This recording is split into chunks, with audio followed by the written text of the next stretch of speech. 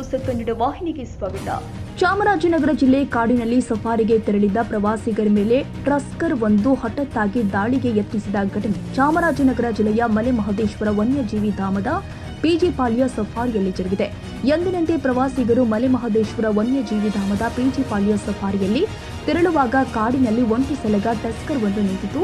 ಸಫಾರಿಯಲ್ಲಿ ಇದ್ದ ಪ್ರವಾಸಿಗರು ಟಸ್ಕರ್ ನೋಡುತ್ತಾ ಇರುವಾಗ ರೊಚ್ಚಿಗೆದ್ದ ಒಂಟಿ ಸಲಗ ಹಠಾತ್ತಾಗಿ ದಾಳಿಗೆ ಯತ್ನಿಸಿತು. ಕಾಡಿನಿಂದ ಟಸ್ಕರ್ ದಾಳಿಗೆ ಬರ್ತಾ ಇದ್ದಂತೆಯೇ ಎಚ್ಚೆತ್ತ ಸಫಾರಿ ವಾಹನ ಚಾಲಕ ವಾಹನವನ್ನು ವೇಗವಾಗಿ ಚಲಾಯಿಸಿಕೊಂಡ ಹಿನ್ನೆಲೆ ಆನೆ ದಾಳಿಯಿಂದ ಪಾರಾದ್ರು. ಘಟನೆಯ ದೃಶ್ಯವನ್ನು ಸಫಾರಿ ವಾಹನದಲ್ಲಿ ಇದ್ದ ಪ್ರವಾಸಿಗರು ತನ್ನ ಮೊಬೈಲ್ನಲ್ಲಿ ಚಿತ್ರೀಕರಣ ಮಾಡಿ ಮಾಧ್ಯಮದವರಿಗೆ ಕಳುಹಿಸಿದ್ದಾರೆ.